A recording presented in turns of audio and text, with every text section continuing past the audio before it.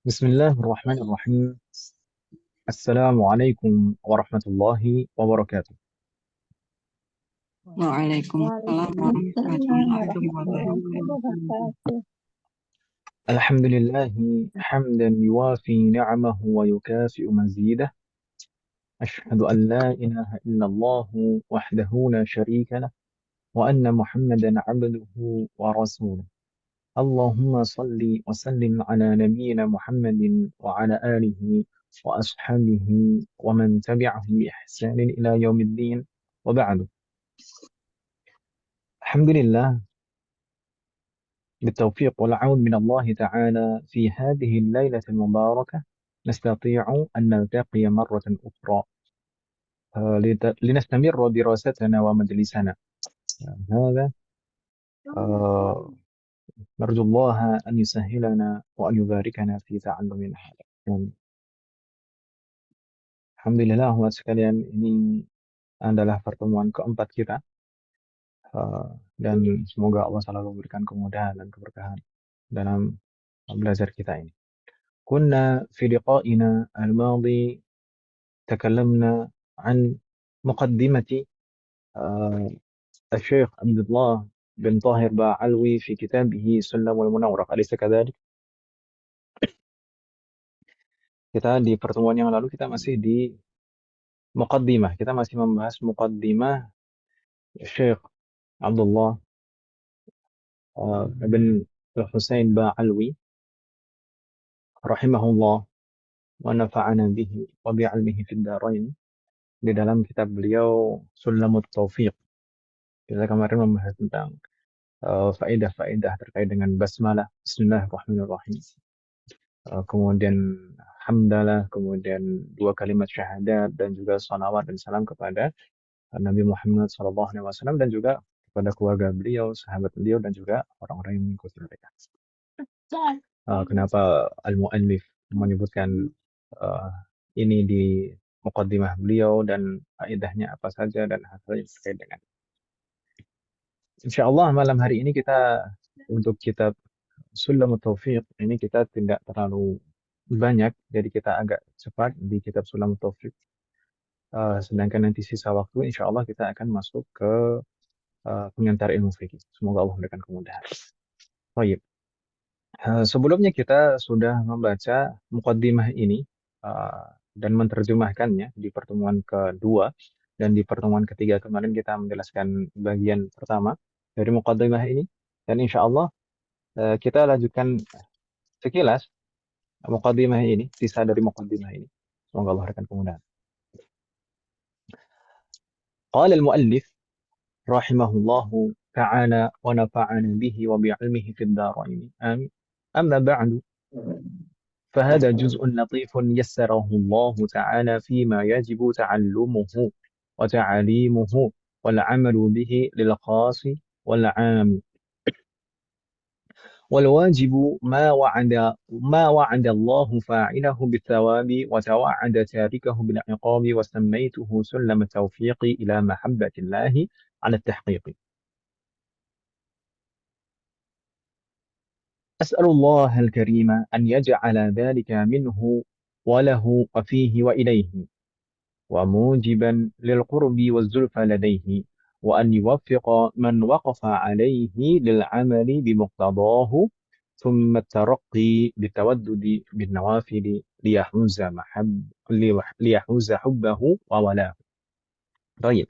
Amma ba'du, kemarin di pertemuan kedua sempat kita jelaskan apa maksud dari amma ba'du. Ini dua kata, amma dan ba'du. Amma ini sebenarnya adalah harf yang faedahnya itu litafsil, untuk perincian. Amma ba'du. Amma harfun litafsil. Kalau kita di kitab Durusul Lughah, amma itu pernah kita mempelajarinya kalau tidak salah di semester 3 kalau tidak salah, di kitab Durusul Lughah di Kubara.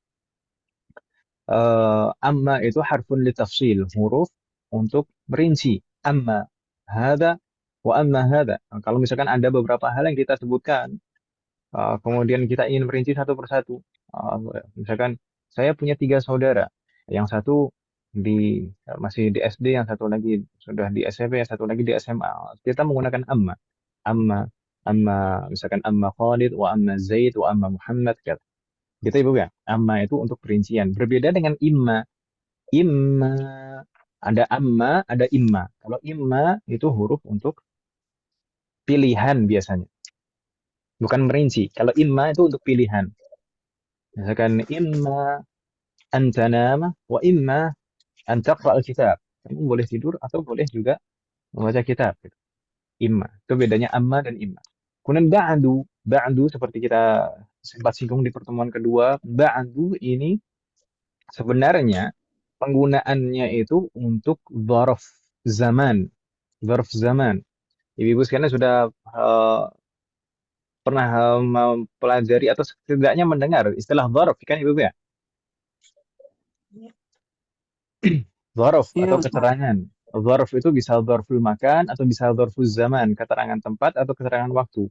Dan dzaraf itu pada dasarnya, dzaraf itu mansub atau fi mahalli nasbin.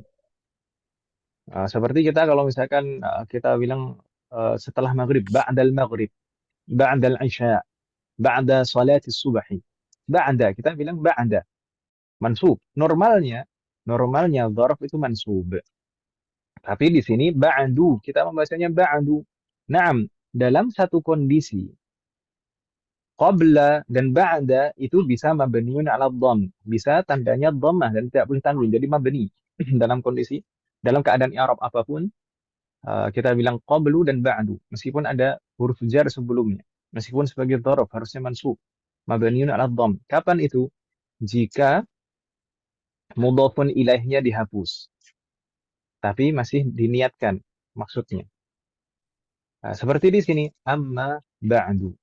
Amma ba'du. Amma ba'du berarti maknanya apa mas kalian? Nah, ini mudhafun ilahnya dan dihapus. Mudhafun ilahnya mana? Kalau seandainya mudhafun ilahnya disebutkan, maka kita akan mengatakan amma ba'dal basmalati wal hamdalati wasyahadati wassalati wassalami 'ala nabi. Karena di sebelumnya disebutkan di sana ada basmalah, hamdalah, kemudian syahadat, kemudian salawat dan salam. Ya kan Ibu ya? Ya atau ya? Nah, jadi ba'du Ustaz. ini sebenarnya kalau misalkan ibu-ibu sekalian hendak mengi'rab ba'du, ini adalah zarfu zamanin mabniyun 'ala dhammi fi mahalli nasbin wa huwa mudhaf wal mudhafu ilaihi mahdhuf dan mudhafun ilaihnya mahdhuf dihapus. Takdirul kalam amma ba'dal basmalati. Kalau misalkan disebutkan amma ba'dal basmalati wal hamdalati wasyahadati wassalati wassalami ala nabi. Jadi seperti itu. Jadi kenapa kok di sini kok ba'du bukan ba'da? Karena mudhafun ilaihnya dihapus, maka harus dhammah. Gitu ya, Bu ya. Kalau mudhafun ilaihnya disebutkan maka kembali mansub lagi ba'da. Dan umhat sekalian, amma ba'du itu biasa digunakan oleh Rasulullah Shallallahu Alaihi Wasallam dalam khutbah-khutbah beliau dan surat-surat beliau.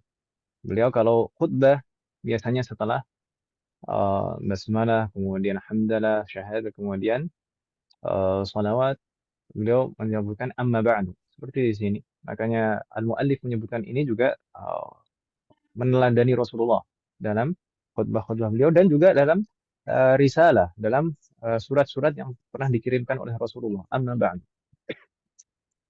Dan itu diriwayatkan oleh 40 sahabat. Bahwasanya Rasulullah menggunakan amma ba'du dalam khutbah dan risalah, surat-surat beliau. Baik, berikutnya fahada juz'un latif. Hada, apa yang dimaksud dengan hada di sini Mas sekalian? Hada yang ditunjuk oleh dengan hada di sini apa yuk sekalian? Fahaza pada itu. Ini kan hada bermakna ini. Ini apa? Ini yang mana ibu sekalian? Allah kunna jami'an. Yang dimaksud oleh muallif hada maksudnya adalah hadzal matan. Matan ini. Hadzal matan. Ibu-ibu sekalian, para ulama terbiasa menyebut kitab yang apa namanya meringkas hal-hal pokok itu disebut dengan matan biasanya. Al-matnu. Al-matnu. Kemudian misalnya setelah matan itu biasanya kitab lain yang dituliskan untuk menjelaskannya. Menjelaskan matan itu biasanya disebut kitab syarah. Gitu Ibu ya. Jadi ada matan, ada syarah. Kemudian syarah itu biasanya ada lagi yang mensyarah lagi. Syarah itu ada yang menjelaskan lagi. Penjelasan dari syarah itu biasanya disebut dengan hasyiah. Hasyiah. Jadi ada matan, matnun atau al-matnu, kemudian ada syarah dan ada hasyiah. Jadi itu urutannya. Matan itu eh, pokok kitabnya, kitab intinya. Gitu Ibu ya. Wadih wahad. Jadi yang dimaksud dengan fahada, hada di sini apa? Hadal matnu. Matan ini. Gitu Ibu ya. Wadih wahad. Matan ini adalah juz'un latifun. Juz'un latif. Latif di sini maksudnya adalah soghir. Soghirul hajm. Yang ukurannya kecil. Matan ini adalah sesuatu yang berukuran kecil. Yassarahullahu ta'ala. Yang yassara yuyassiru. Yassara yuyassiru. Maknanya apa Ibu sekalian? Memudahkan. Sahala. Naam, sahala yusahhilu. Yassara yuyassiru bermakna sahala yusahhilu. Kalau ibu sekalian kita misalkan saling mendoakan yassarallahu umurana, yassarallahu umuraka atau umuraki. Semoga Allah memberikan kemudahan dalam urusan. Yassara itu fi'lun madin, tapi bima'na mustaqbal. Maknanya akan datang. Seperti kita sempat singgung di pertemuan sebelumnya, uh, fi'lun madin yang digunakan untuk doa, meskipun lafadznya madin, tapi maknanya mustaqbal, maknanya akan datang. Seperti syafahullah, jazahullah khairan.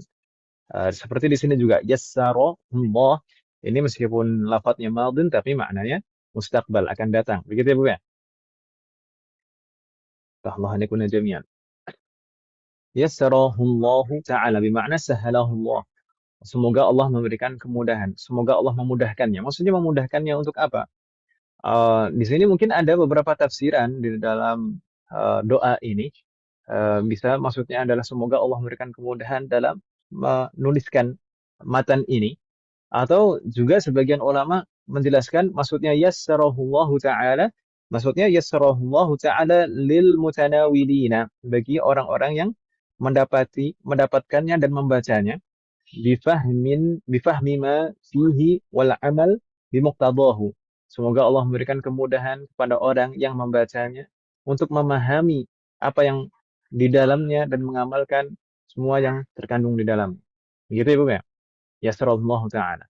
Baik. Umat sekalian, di sini juga ada faidah. Beliau menulis kitab ini rahimahullah taala. Beliau selalu mengiringi dengan doa. Beliau mengawali dengan doa. Di sini yassarahullahu ta'ala. Dan kalau kita baca lagi di akhir muqaddimah nanti juga banyak doa yang beliau panjatkan as'alullah al-karim an yaj'ala dzalika minhu walahu dan seterusnya. Ini doa. Ini mengajarkan kepada kita umat sekalian. Semoga Allah berikan taufik kepada kita semuanya. Bahwasanya setiap perbuatan kita dan setiap amal kita, setiap usaha kita itu tidak lain dan tidak bukan adalah karena taufik dan pertolongan dari Allah. Karena pada hakikatnya semua yang kita lakukan itu adalah atas kehendak Allah. Ya kan Ibu ya? Atas pertolongan dari Allah. Allah berfirman di dalam Al-Qur'an, "Wallahu khaliqu kulli wallahu khalaqakum wama ta'malun." Wallahu khalaqakum wama ta'malun. Dalam surat As-Saffat. Dan Allah telah menciptakan kalian dan menciptakan perbuatan kalian. Jadi perbuatan kita itu juga makhluk, ciptaan Allah. Dan di dalam hadis Rasulullah juga pernah bersabda, Allahu khaliqu kulli sani'in wa sana'atihi. Allah adalah pencipta kulli sani'in, setiap orang yang bisa membuat wasana'atihi dan pencipta dari barang yang dibuatnya. Pada hakikatnya semua apa yang ada di muka bumi ini adalah ciptaan Allah. Meskipun itu misalkan dikatakan itu adalah buatan manusia, manusia tidak akan bisa membuatnya tanpa kehendak dari Allah dan tanpa disediakan bahannya dari Allah, tanpa ilham dan taufik dari Allah bagaimana cara membuatnya. Ya kan Ibu ya? Ya, Allahu khaliqu kulli sani'an wa san'atihi. Allahu khalaqakum wa ma ta'malun. Pada dasarnya semua usaha kita, perbuatan kita, amalan kita itu semata-mata hanya taufik dan pertolongan dari Allah. Bahkan misalkan kalau misalkan seperti apapun banyaknya ibadah kita, tidak akan pernah kita bisa beribadah dan melakukan ketaatan tanpa taufik dan pertolongan dari Allah. Jadi hendaknya kita selalu berdoa dan memohon kepada Allah Subhanahu wa taala. Semoga Allah memberikan taufik kepada kita semua. Baik. Kita lanjutkan. Hada juz'un latifun yasarahu Allah taala fima yajibu ta'allumuhu. Ini matan ini yang ukurannya kecil ini tadi mencakup apa? Di sini beliau menjelaskan apa yang tercakup, yang terkandung dalam matan ini. Fima yajibu ta'allumuhu. Maksudnya fima di sini apa? Ma di sini ma al-mausulah. Maksudnya fi bayani al-amr alladhi. Alladhi. Jadi ma di sini artinya alladhi. Ini ma al-mausulah. Fil ladhi atau kalau dirinci lagi fi bayanil amri alladhi yajibu ta'allumuhu. Dalam jadi matan ini menjelaskan hal-hal yang yajibu ta'allumuhu, wajib untuk dipelajari. Ta'allum itu artinya apa Ibu sekalian? Mempelajari, ya kan Ibu ya? Siapa yang wajib mempelajari? Siapa yang wajib mempelajari? Siapa yang wajib belajar Ibu sekalian? Mukallaf. Yang wajib mempelajari tentu orang yang tidak mengetahuinya. Orang jahil. Jahil itu apa makna jahil, Wahad?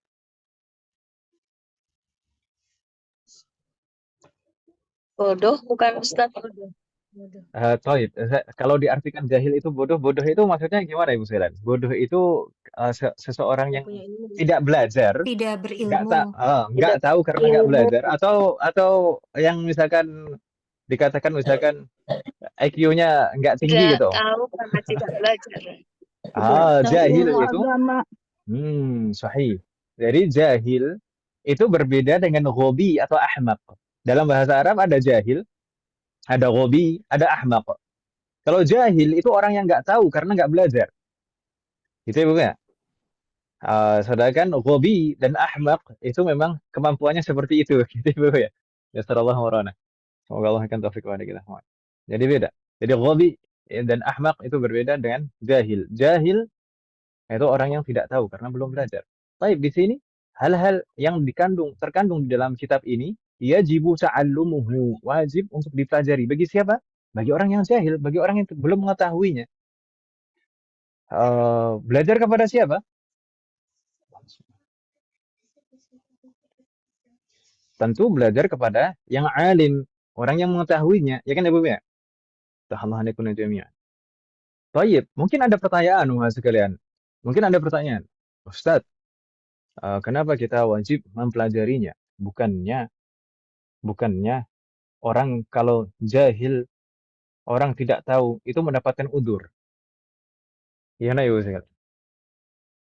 Sebentar kalau misalkan belajar jadi nggak dapat udur. Gimana ya Ustaz?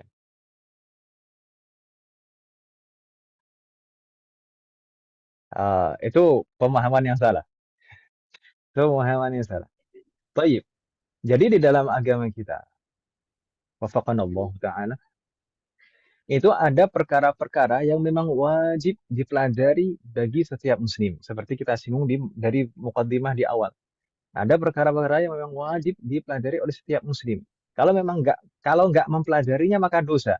Bukan bukan karena apa namanya, misalkan tidak mengamalkannya saja yang berdosa, tapi karena tidak belajar itu juga dosa. Itu perkara terkait dengan akidah, fikih dan suluk, itu yang terkait dengan keabsahan amalan kita. Baik. Adapun penjelasan orang jahil, orang yang tidak tahu itu mendapat uzur, maka tidak semuanya orang jahil itu mendapatkan uzur. Kita kemarin ketika membahas murajaah fikih Ramadan, kita beberapa kali menyinggung masalah itu. Orang jahil yang mendapatkan uzur itu yang bagaimana Ibu sekalian? Hanya ada dua macam. Hanya ada dua macam orang jahil yang mendapatkan uzur. Orang jahil yang mendapatkan uzur itu dua itu apa saja? Yang pertama, masih ingat teman sekalian?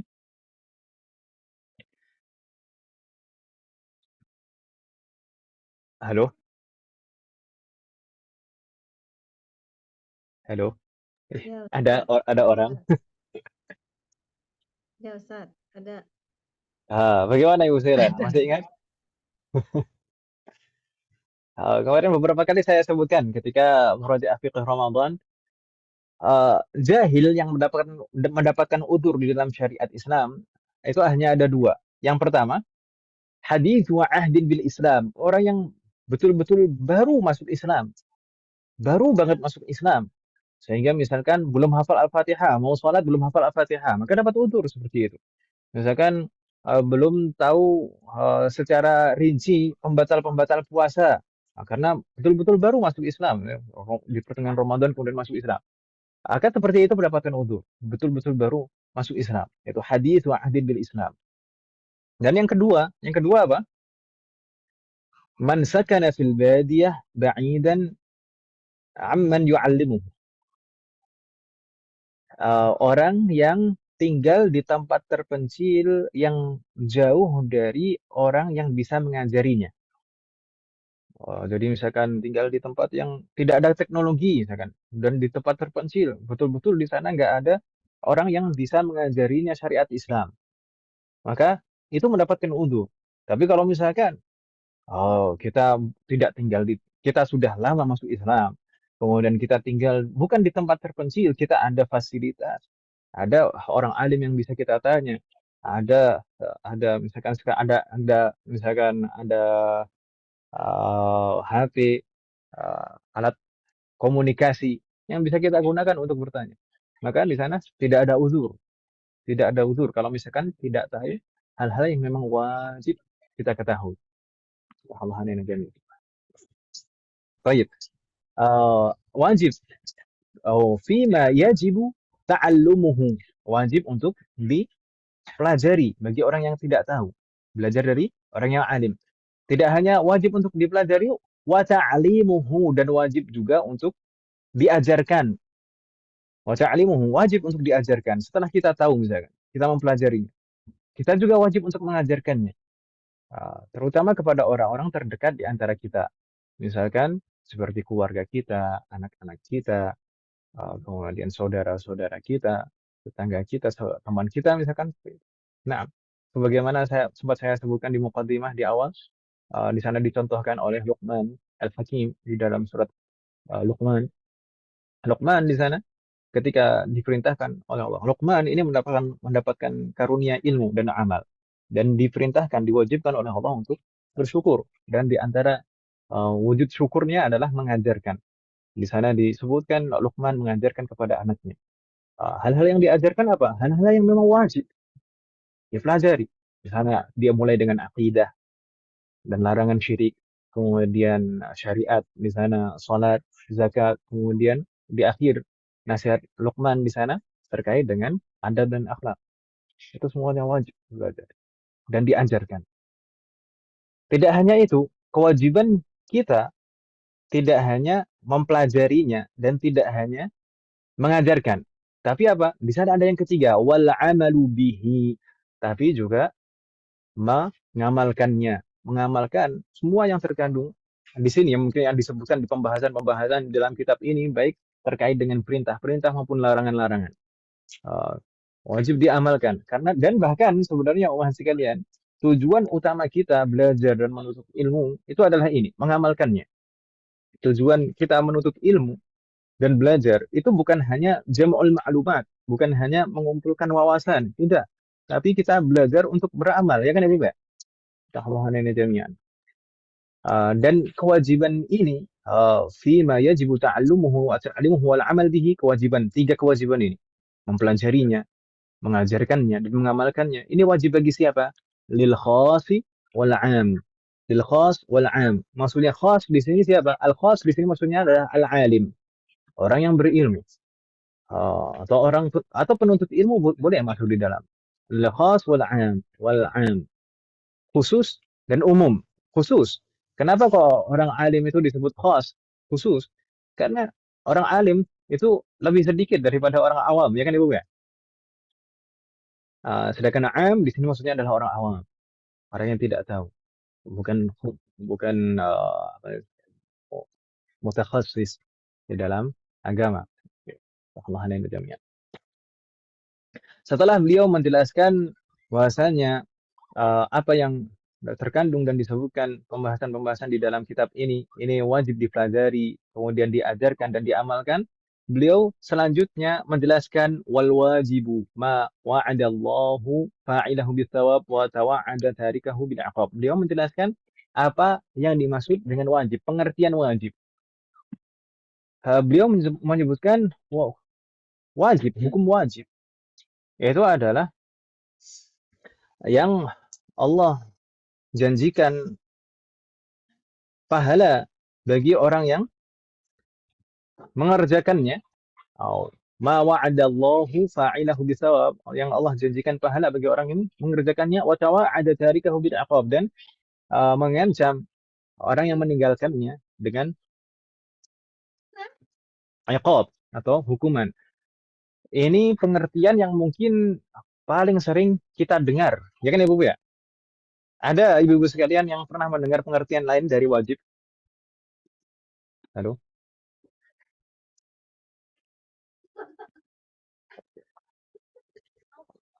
Halo, ibu-ibu sekalian?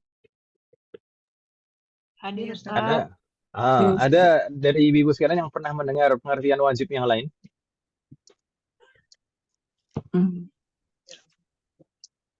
Sebenarnya kalau dari segi definisi ini mungkin ada sedikit kekurangan kalau misalkan, maksudnya definisi ini tidak sempurna. Kalau misalkan kita mendefinisikan sesuatu dengan dampaknya atau hasilnya. Karena di sini al-wajib adalah yang jika dikerjakan mendapatkan pahala, kalau ditinggalkan mendapatkan dosa atau hukuman. Ini pahala dan dosa. Pahala dan dosa itu adalah dampak. Ya kan Ibu ya? Hasil. Ya itu ya. Biasanya definisi yang seperti ini adalah definisi yang kurang sempurna.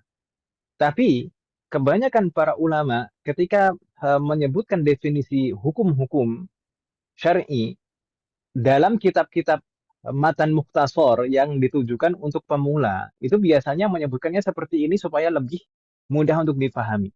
Supaya lebih mudah untuk dipahami. Meskipun sebenarnya al-wajib itu kalau definisi sebenarnya itu apa?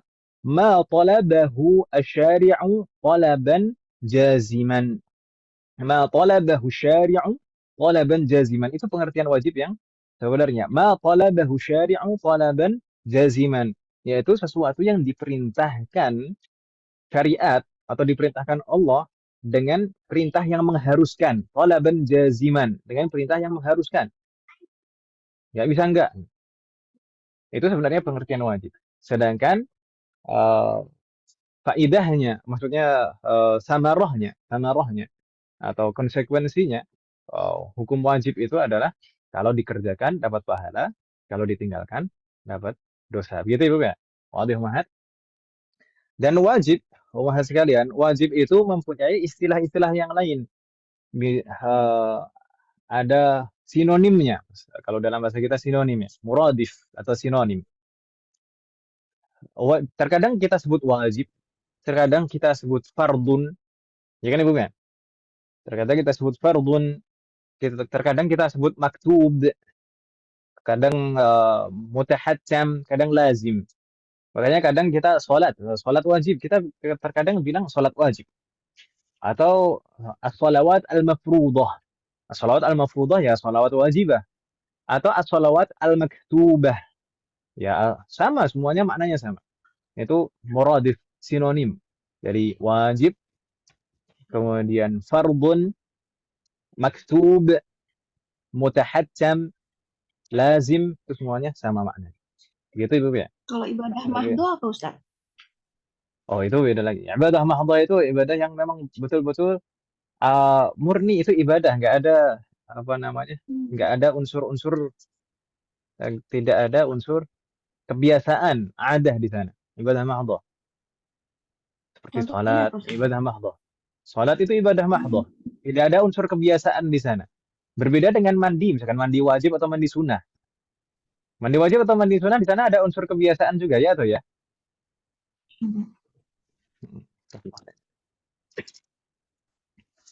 Baik. Ada. Bagaimana? Iya ada Ustaz. Tapi Baik. saya sering dengar juga Ustaz, kalau ada yang bilang itu wajib itu sama dengan ibadah mahdoh gitu Ustaz. Wajib itu ibadah mahdhah. Ya, Iya, pernah dengar gitu Ustaz. Banyak juga yang ngomong kayak gitu. Makanya saya pengen ya tanya nanti, juga naam, yassarallahu kebenarannya. warahmatullahi wabarakatuh. Agak agak agak kurang jadi samar nanti Om kalau misalkan diartikan ibadah mahdhah adalah ibadah wajib, enggak. Ibadah mahdhah itu adalah ibadah yang memang murni. Itu adalah ibadah, sisi ibadah, nggak ada sisi yang lain, nggak ada sisi apa namanya, kebiasaan atau yang lain. Kalau Unsur dari segi kebiasaan. bahasa itu mahdoh itu apa Ustaz? Mahdhah itu murni. Mahdhah Oh, murni. ibadah yang murni. Murninya dari segi apa Ustaz? Yaitu hanya ada unsur ibadah saja di situ. Nggak ada sisi-sisi kebiasaan seperti tadi. Seperti mandi itu kan, mandi wajib, meskipun wajib. Tapi kan mandi itu bisa jadi kebiasaan juga ya atau ya? Iya. Baik. Allahana jami'. Baik. Jadi ada muradif-muradif seperti itu. Ada persamaan-persamaan dari ada fardun, ada wajib, ada maktub, ada lazim, ada mutahattim atau mutahattim. Seperti halnya sunnah. Sunnah itu juga ada istilah-istilah persamaannya, ada sinonimnya. Kadang-kadang kita bilang sunnah dalam hukum fikih Ibu ya, bukan sunnah dalam konteks yang lain.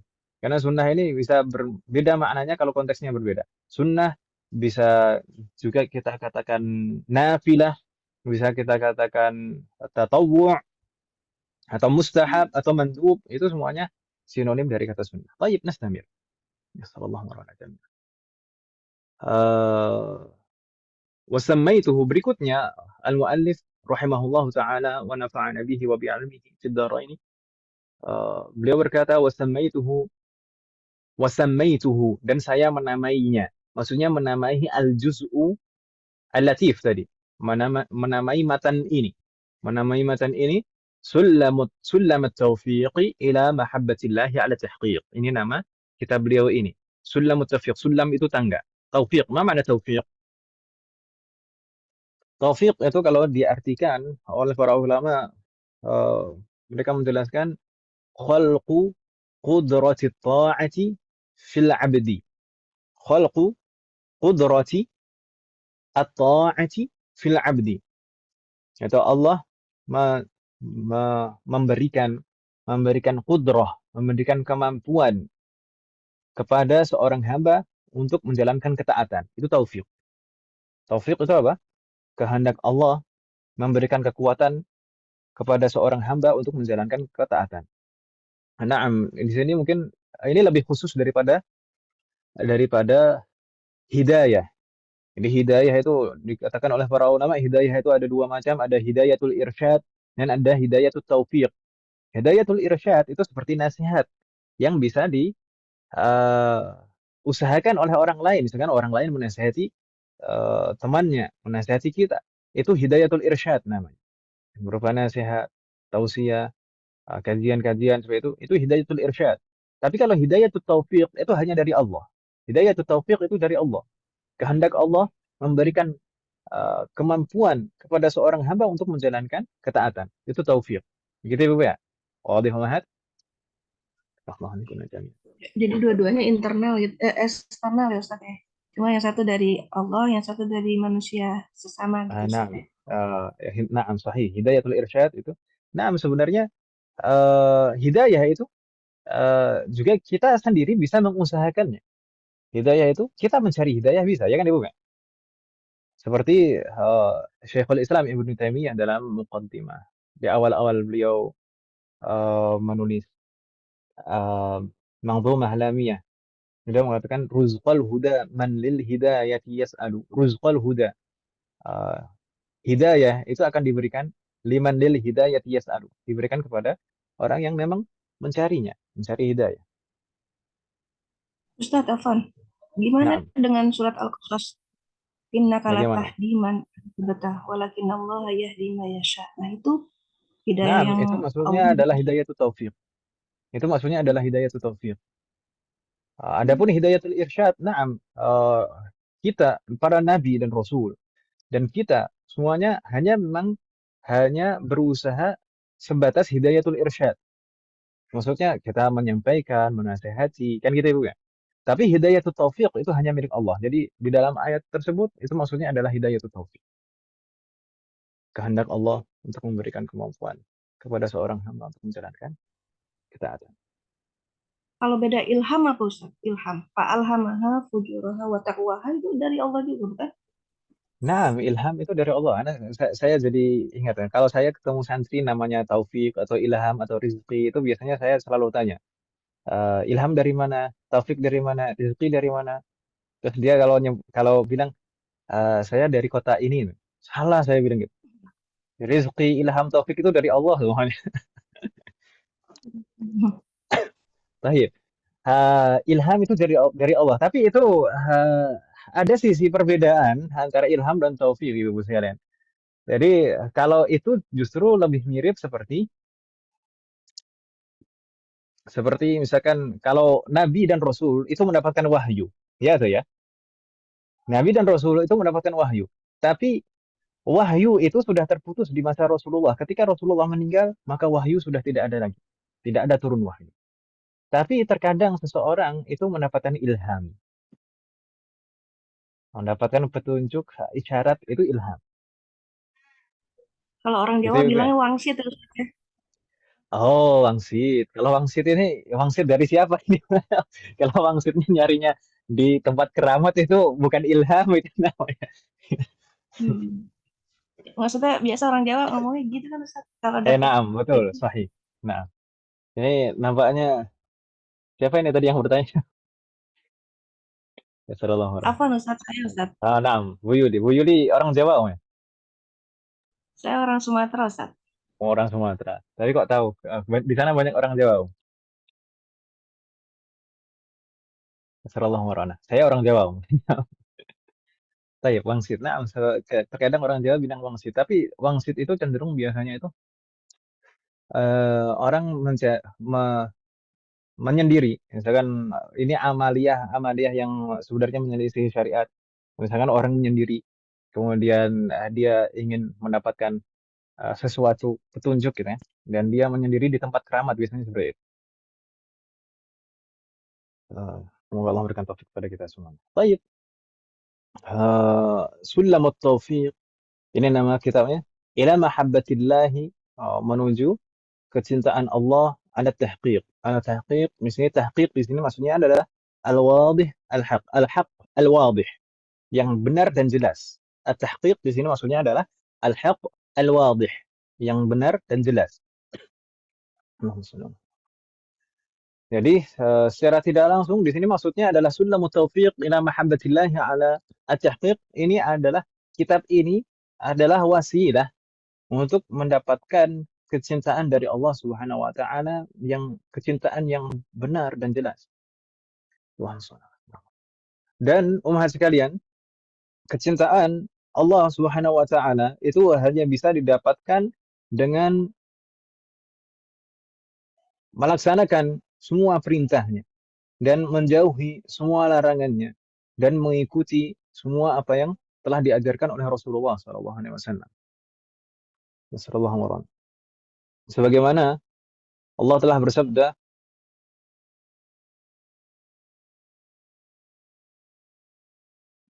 eh,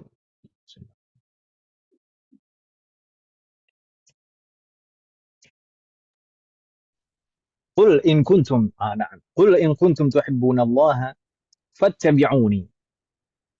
Katakanlah wahai Muhammad sallallahu alaihi wasallam. Qul in kuntum, jika kalian tuhibbunallaha, jika kalian benar-benar mencintai Allah, fattabi'uni, maka ikutilah aku. Sebagaimana na'am, ini adalah perintah Allah kepada Nabi Muhammad. Qul, katakanlah wahai Muhammad, in kuntum tuhibbunallaha, jika kalian memang benar-benar mencintai Allah, fattabi'uni, maka ikutilah aku. Baik. Kemudian di akhir muqaddimah beliau berdoa mohon kepada Allah, as'alullahal karim. Saya memohon kepada Allah yang Maha Karim, Maha Dermawan, an yaj'ala dzalika, untuk menjadikan apa? Dzalika maksudnya al-juz'ul latif, menjadikan semua di sini yang terkandung di dalam kitab ini minhu, maksudnya shadiran minhu. Ya, ini niatnya semuanya dari Allah, bukan dari berdasarkan hawa nafsu. Walahu, maksudnya khalisan lahu, maksudnya ikhlas, mengharapkan pahala dan ridha darinya. Wa fihi, maksudnya adalah mahabbatan fihi, dan berdasarkan kecintaan kepadanya dan mengharapkan kedekatan darinya. Wa ilaihi, maksudnya musilan ilaihi, atau sebagai perantara agar mendekat kepada Allah dan diterima di sisi Allah.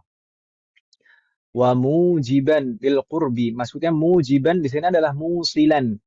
Mujiban di sini maksudnya adalah musilan, sebagai wasilah lil qurbi wa zulfa, untuk mendekatkan diri ladaihi, indahu, ya, di sisi Allah.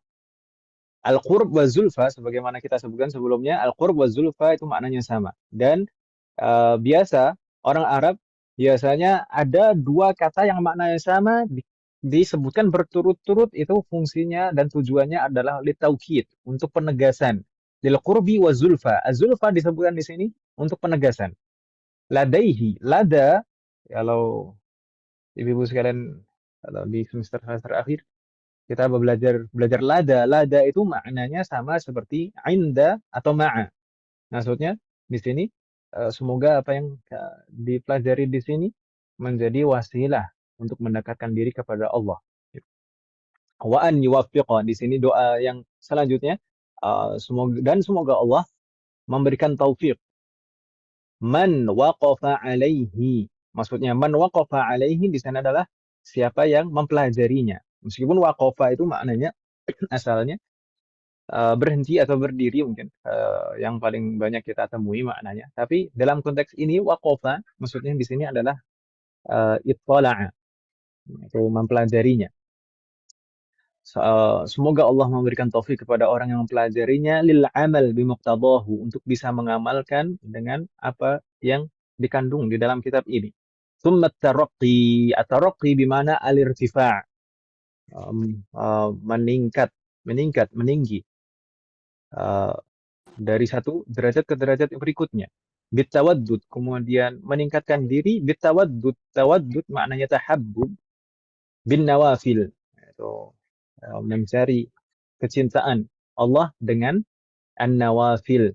An-nawafil jamak dari nafilah. Nafilah itu kita sebutkan tadi, nafilah itu adalah sinonim dari sunnah atau mandub atau mustahab. Jadi meningkatkan diri dengan mempelajari hal-hal yang sunnah supaya mendapatkan kecintaan di sisi Allah.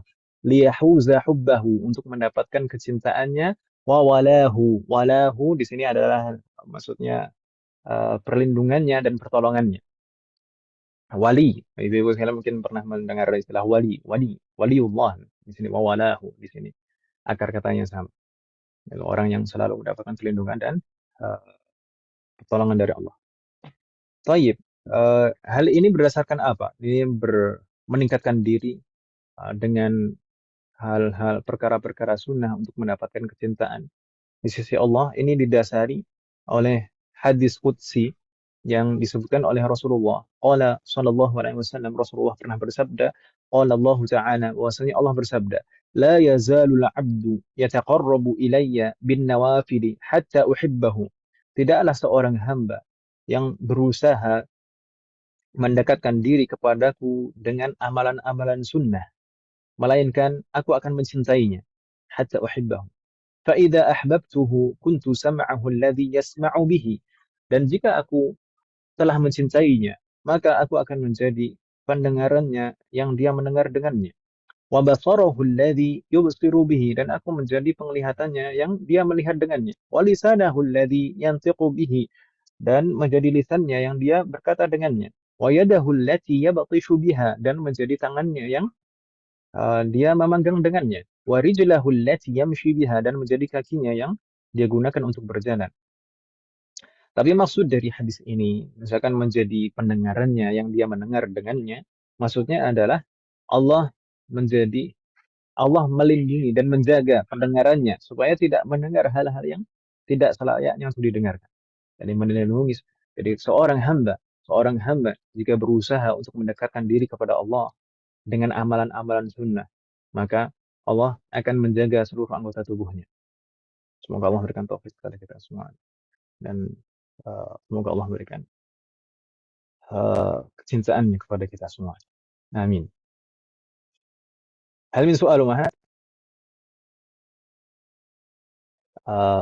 بهذا انتهينا من مقدمة المؤلف رحمه الله تعالى والحمد لله. Dengan ini kita sudah menyelesaikan muqaddimah yang ditulis oleh muallif rahimahullahu ta'ala wa nafa'ana bihi wa bi'ilmihi fid dharain. Amin. Hal min soal Umar? Ada pertanyaan Ibu sekalian? La yujad. لا يوجد أستاذ. طيب إن كان لا يوجد ba'dahu, di sana setelahnya langsung masuk ke inti kitabnya. Langsung babu usuluddin. Bab terkait dengan usuluddin. Usuluddin adalah perkara-perkara pokok di dalam agama maksudnya. Dan yang dimaksud usuluddin oleh para ulama adalah akidah. Yang dimaksud usuluddin maksudnya adalah akidah. Jadi di sini bab akidah, begitu ya, Bu ya? Karena kitab ini sebagaimana kita ulas sebelumnya, kitab ini terdiri dari 3 bagian. Yang pertama merupakan bab akidah, kemudian yang kedua merupakan bab fiqih, dan yang ketiga merupakan bab suluk atau adab. Gitu kan Ibu ya? Baik. Kita baca sekilas saja di sana bagian di sana faslun fil wajib ala kulli mukallafin kemudian sampai minal ahkam. Silahkan siapa yang mau membaca Ibu sekalian? Boleh Om. Ini sedikit ini saja kita baca dan kita terjemahkan, tapi kita syarah insya Allah di pertemuan yang akan datang. Semoga Allah berkenan kemudahan. Karena waktunya nanti tidak cukup khawatir. Siapa Om yang mau membaca Om? أنا أستاذ. Tafadhali. Allah alaik. بسم الله. فصل في الواجب على كل مكلف. يجب على كافة المكلفين الدخول في دين الإسلام والثبوت فيه على الدوام والتزام ما لزم عليه من الأحكام. جيد فتح الله عليك. Ini gua asyrahnya Om. فتح الله عليك gua asyrah. Jayid. Kita terjemahkan secara singkat, teman-teman sekalian. Babu usuluddin, bab akidah. Faslun. Faslun ini kalau kita terjemahkan ke dalam bahasa kita, mungkin di dalam bahasa kita, faslun itu sudah menjadi bahasa serapan. Pasal, Ibu ya? Pasal. Ya kan Ibu ya? Pasal itu dari kata faslun. Naam, faslun itu kalau secara bahasa sebenarnya artinya adalah al-hajiz, pembatas. Tapi kalau secara istilah ini kalau faslun di dalam kitab seperti ini maksudnya adalah bagian yang mencakup pembahasan-pembahasan tertentu. Baik. Faslun dalam hal apa di sini? Fil wajibi ala kulli mukallafin. Faslun atau pasal terkait perkara-perkara yang wajib ala kulli mukallafin bagi setiap mukallaf. Perkara-perkara wajib bagi setiap mukallaf. Pasal artinya bab kali ya Ustaz, maksudnya. Jadi kalau di dalam bahasa Arab, kalau di dalam bahasa Arab itu bagian paling umum, paling besar adalah kitab. Kemudian setelahnya ada bab, ada setelahnya lagi pasal, atau mungkin subbab lah, Om, ya, kalau dalam bahasa kita, Om. Wajib harus itu. Ada bab, ada faslun. Kemudian di bawahnya lagi ada mabahas. Kalau dalam bahasa Arab seperti itu. Ada kitab, ada bab, faslun, mabahas. Mabahas itu apa dalam bahasa kita? Pembahas. Jadi urutannya pembagian seperti itu, pembahasan. Tema Mungkin gitu Ustaz ya.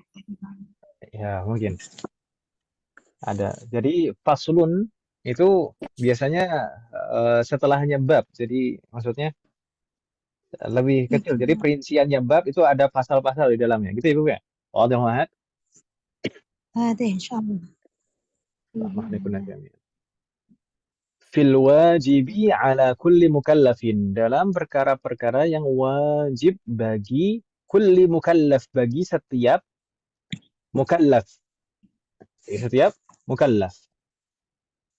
Yajibu ala kafatil mukallafina ad-dukhulu fi dinil Islam. Diwajibkan bagi kafah. Kafah maknanya sama seperti kul atau jami'. Kafah seluruh, semua. Wajib bagi seluruh mukallafin ad-dukhulu fi dinil Islam. Masuk di dalam agama Islam. Mukallaf itu apa Ibu sekalian? Mukallaf itu secara singkat mungkin kita sebutkan di sini secara singkat adalah orang yang dibebani syariat. Dan di dalam madhab di sini karena kitab yang kita baca ini adalah kitab bermadhab Syafi'i, maka di dalam madhab Syafi'i itu orang kafir itu sebenarnya dibebani syariat. Orang kafir itu sebenarnya dibebani syariat. Dalam artian mereka sebenarnya diminta untuk mengerjakan dan nanti di akhirat akan dimintai pertanggungjawaban. Gitu ya, Bu ya? Jadi orang kafir itu nanti di akhirat itu dihukum dihukum dari dua sisi, dari kekafirannya dan juga karena dia meninggalkan syariat. Semoga Allah memberikan taufik kepada kita semuanya dan memberikan keistiqomahan di dalam Islam. Amin. Iya. Jadi mukallaf itu semuanya dibebani syariat, gitu ya. Mukallafin itu jamak dari mukallaf. Ad-dukhul, apa kewajiban bagi setiap mukallaf dukhul, masuk fi dinil Islam, masuk di dalam agama Islam. Jadi di sini ya nggak tahu di kitab Durusul Lughah itu yajibu ala itu dipelajari di semester berapa? Saya lupa Ibu. Wajib. Yajibu ini fi'lun. Fa'ilnya mana? Fa'ilnya ad-dukhulu. Makanya marfu di sana. Itu Ibu ya. Dukhulu itu fa'il fi dinil Islam. Summa wathubutu fihi 'ala ad-dawami. Subut dari kata sabata yathbutu. Subut. Maknanya tetap. Betul. Dan tetap di dalamnya selamanya. Maksudnya sampai meninggal, sampai mati. Wathubutu fihi. Maksudnya apa? Dan menjaga keislamannya. Maksudnya demikian. Menjaga keislamannya selamanya sampai dia meninggal. Gitu ya, Bu ya. Wajib bagi setiap mukallaf atau orang yang dibebani syariat untuk masuk dalam agama Islam dan menjaga keislamannya selamanya sampai dia meninggal. Waltizamu ma lazima alaihi minal ahkam, dan berpegang teguh dengan ma lazima alaihi minal ahkam, hukum-hukum syariat yang ada di dalam. Dan berpegang teguh dengan hukum-hukum syariat yang ada di dalam. Allah aja. Ini terjemah secara maknawi sekilas. Ini kalau kita menerjemahkan uang sekalian, terjemah itu ada dua cara. Secara intinya apa namanya? Ada dua cara utama. Menerjemahkan itu ada dua cara utama. Yang pertama terjemah harfiyah dan yang kedua terjemah maknawiyah. Terjemah harfiyah itu terjemah mungkin kita bilang terjemah letterlock yang kita menerjemahkan kata per kata, huruf per huruf sesuai betul-betul dengan urutan aslinya. Misalkan yajibu ala kafatil mukallafin, wajib di atas seluruh orang yang dibebani syariat masuk di dalam agama Islam. Akan seperti itu Ibu. Itu terjemah harfiah. Jadi betul-betul kita terikat dengan urutan dan setiap kata di dalam teksnya. Tapi terjemah ma'nawiyah ini cara yang kedua. Terjemah ma'nawiyah itu menerjemahkan secara makna. Maksudnya yang penting maknanya tersampaikan, maksudnya tersampaikan. Tidak selamanya harus apa namanya terikat dengan kata dan urutan yang disebutkan di dalam teks. Tapi terjemah yang bagus itu sebenarnya adalah menggabungkan antara dua cara itu, baik harfiah maupun maknawiyah. Digabungkan, maksudnya apa? Kita tetap memperhatikan makna kata per katanya, tapi kita sesuaikan dengan tata bahasa kita. Kita sesuaikan urutannya dan rangkaiannya dengan tata bahasa kita. Gitu ya, Bu ya? Wadih Muhammad? Hal min soal, ada pertanyaan Ibu sekalian? La yujad. Baik. Ini untuk bagian ini insya Allah akan kita syarah dan jelaskan di pertemuan yang akan datang. Insya Allah, karena kita setelah ini coba untuk masuk ke pengantar ilmu fikih. Karena kalau kita lanjutkan ini mungkin akan habis juga waktu kita. Ya. Sampai 9:30 nanti. Nah, ini butuh waktu juga untuk menjelaskan masing-masing. Misalkan di sini ada mukallaf itu maksudnya bagaimana. Kemudian masuk ke dalam agama Islam dan di sana mungkin juga ada masuk ke dalam agama Islam itu bisa dengan cara apa. Kemudian Ustaz, pertanyaannya, saja yang diwajibkan. Nah, tafadhol. kalau fihi ala dawam itu bisa nggak diganti dengan kata abadan? Bisa. Wasubutu abadan. Wastubutu fihi abadan. Fihi Alat abadan. dawam itu sama dengan abadan maknanya. Alat dawam maknanya sama dengan abadan. Sahih, fatahallah alaik jayyid. Naam, Ustaz, syukran. Alat dawam abadan. Daiman abadan. Nah, Bismillah. Soal akhir, ada lagi pertanyaan yang lain? La yujad. La yujad, Ustaz. Baik. In kana la yujad, kalau misalkan tidak ada umat sekalian, fa naftah, kita buka umat sekalian pengantar ilmu fikih yang sempat kita buka kemarin muqaddimah.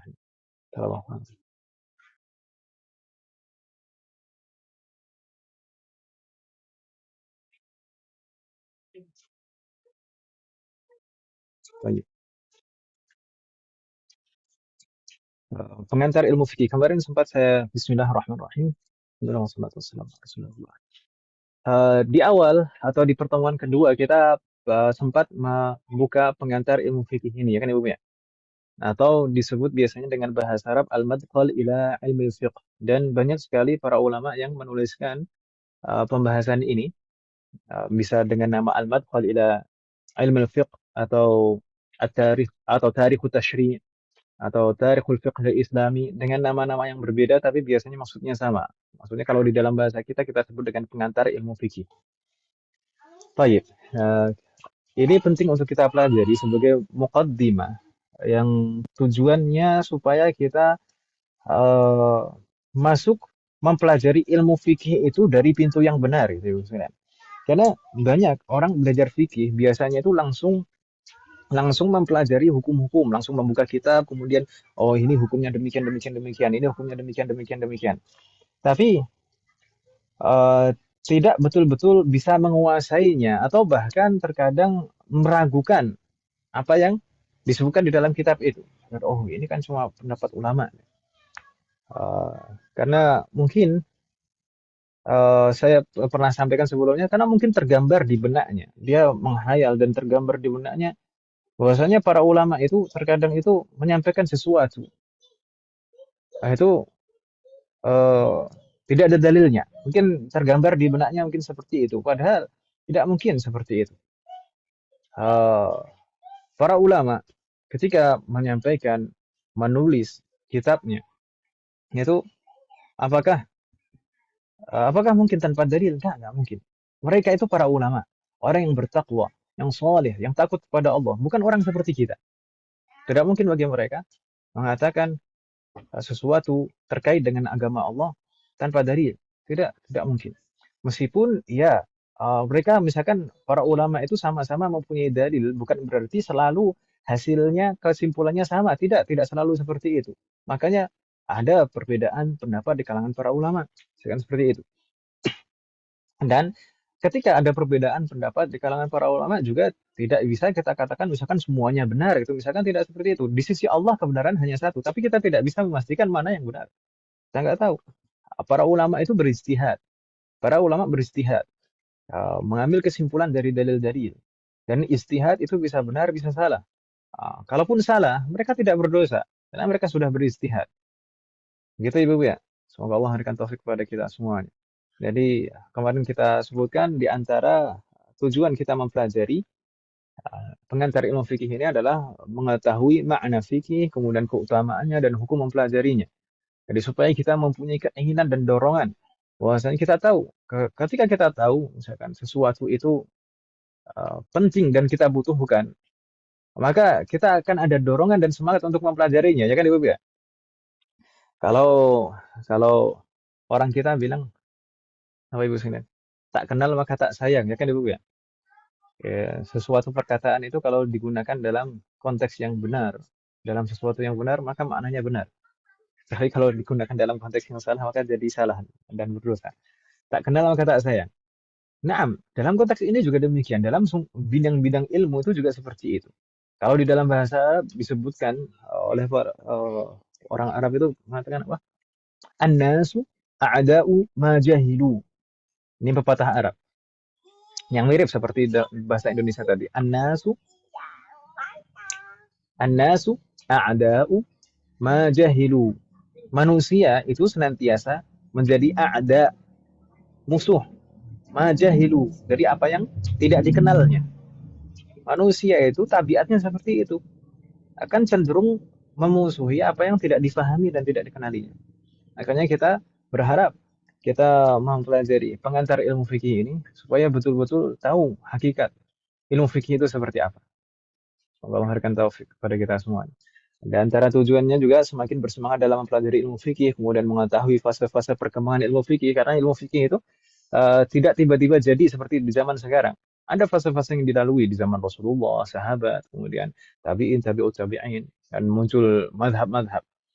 Kemudian semakin menghormati ulama-ulama fikih, menghargai jasa dan mengakui keutamaan mereka. Supaya kita setidaknya membentuk pola pikir dan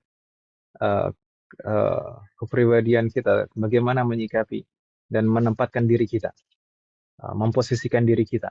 Kita sebagai orang awam ya orang awam. Kita, termasuk saya.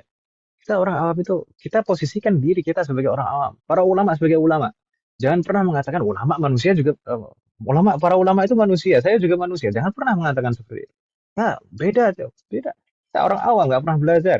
Jangan para ulama dengan keilmuannya, dengan kesolehannya, dengan ketakwaannya. Tentu berbeda dengan kita semua.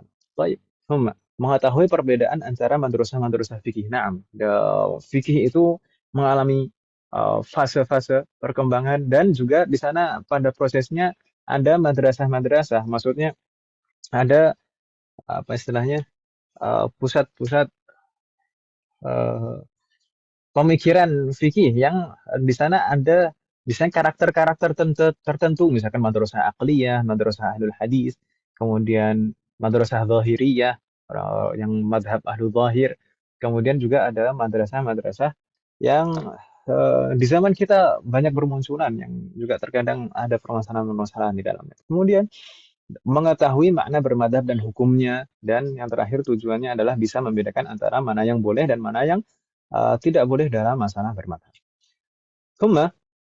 Kita juga sudah menyebutkan poin-poin apa saja yang akan kita pelajari di dalam pengantar ilmu fikih ini.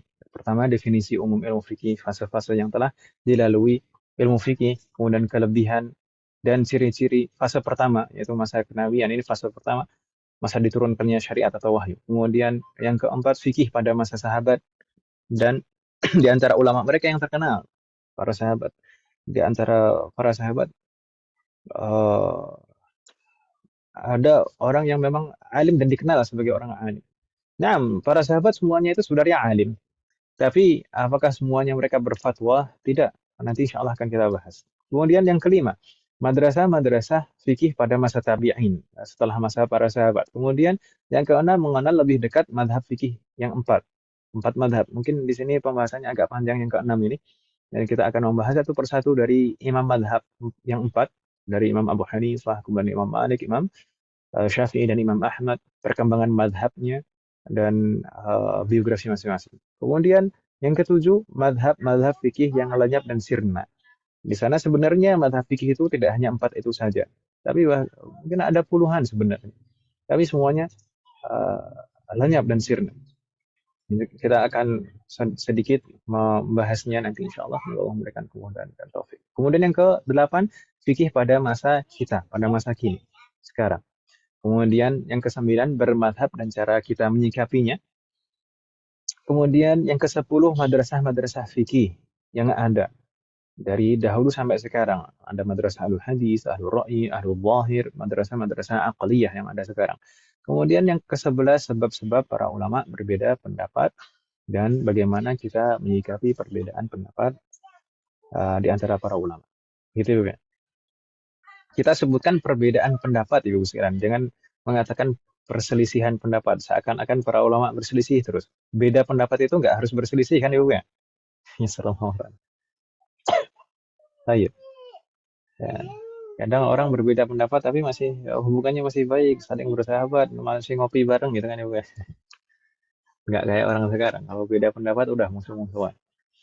Ya kita langsung masuk ke pembahasan yang pertama, yaitu definisi umum ilmu fikih.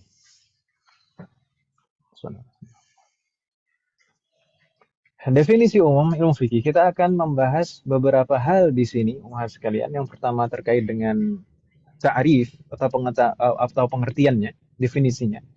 Kemudian maudhu'u ilmu fiqh atau pembahasan apa saja yang dibahas dalam ilmu fikih. Kemudian fadlu ilmu fiqh atau keutamaan ilmu fikih. Kemudian istimdadu ilmu fiqh atau landasan ilmu fikih. Dan yang terakhir adalah hukmu ta'allumihi, hukum mempelajari ilmu fikih. Yang pertama, ta'rifu ilmu fiqh, pengertian atau definisi ilmu fikih. Di sini, kalau kita membahas tentang pengertian atau definisi, sebenarnya tidak hanya di dalam membahas ilmu syar'i atau ilmu fikih. Seringkali kita mendapati pembahasan-pembahasan yang membahas tentang pengertian atau definisi. Selalu yang pertama kali disebutkan adalah definisi secara bahasa, ya kan Ibu ya? Nah, Ustaz. Nah, definisi secara bahasa, kemudian baru definisi secara istilah. Karena definisi secara bahasa itu biasanya memberikan gambaran umum kepada kita terkait hal yang akan kita bahas. Karena definisi secara bahasa itu sifatnya lebih umum biasanya. Biasanya, kebanyakan demikian. Dan definisi secara istilah itu biasanya lebih khusus, lebih sempit. Baik, tapi di sini fikih kita akan membahas di sini ada 3 sisi definisi, ada 3 pengertian di sini. Baik secara bahasa atau pengertian secara ilmu syar'i. Kalau misalkan disebutkan di nusus atau dalil-dalil syar'i baik dalam ayat maupun di dalam hadis, kalau disebutkan fikih itu maksudnya apa? Kemudian juga ada istilah, secara istilah, pengertian fikih secara istilah yang dimaksud misalkan ilmu fikih ini maksudnya apa? Gitu Ibu ya. Baik. Pertama, pengertian secara bahasa. Pengertian secara bahasa, al-fiqhu bima'na al-fahmu. Al-fiqhu bima'na al-fahmu. Apa makna al-fahmu? Fahima, yafhamu, maknanya memahami. Ya kan Ibu ya? Pemahaman. Al-fahmu itu pemahaman. Jadi fikih secara bahasa itu sangat umum sekali. Pemahaman terhadap sesuatu apapun. Baik itu terkait dengan ilmu syar'i atau selain ilmu syar'i. Al-fahmu. Baik itu pemahaman yang mendekil maupun secara umum. Al-fahmu. Gitu Ibu ya?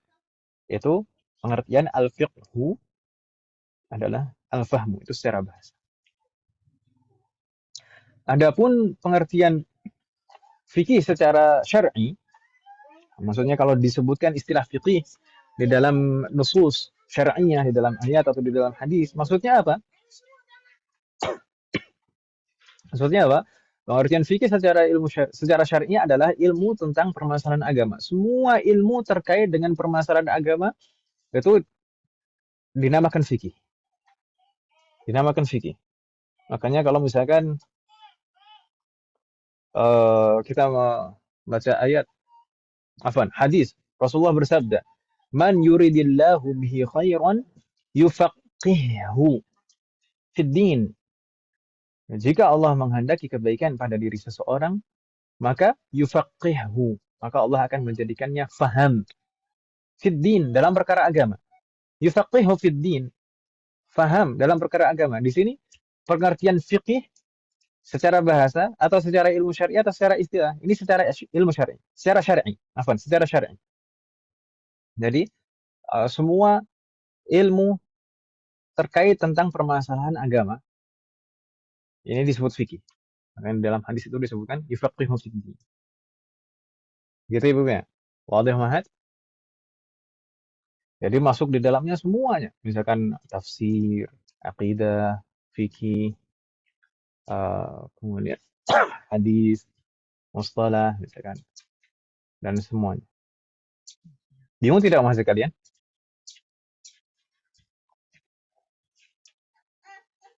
Halo? Assalamualaikum. Nah, Ustaz, hadir. Ya, Ustaz. Nah, sedangkan pengertian fikih secara istilah ini lebih khusus lagi.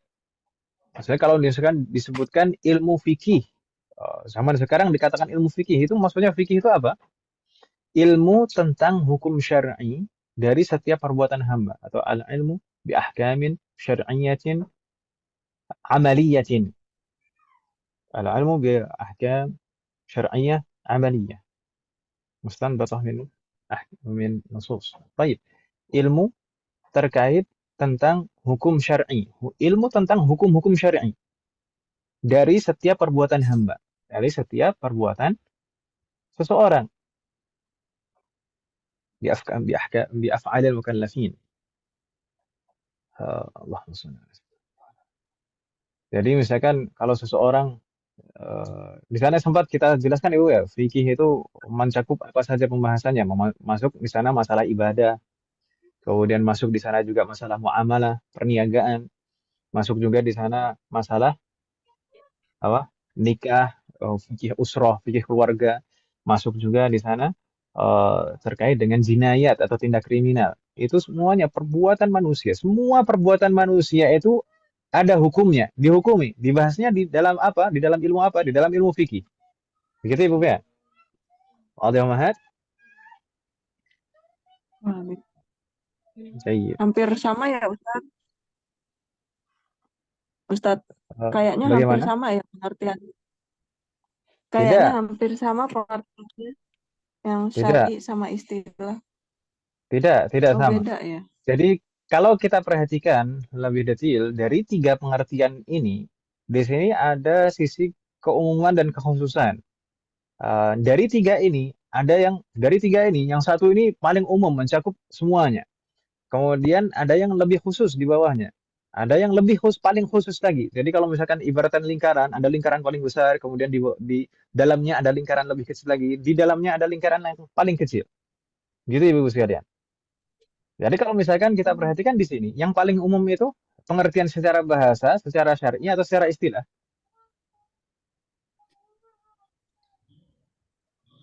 Cara bahasa.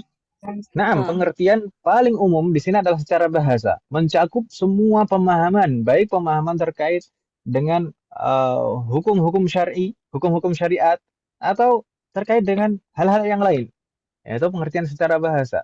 Kemudian yang lebih khusus lagi apa? Di bawahnya, Syar'i. pengertian secara syar'i. Nah, pengertian secara syar'i ini lebih khusus lagi dari pengertian secara bahasa, karena pengertian secara syar'i ini semua bidang ilmu di dalam agama yang terkait dengan permasalahan-permasalahan agama, semuanya masuk dalam pengertian fikih secara syar'i.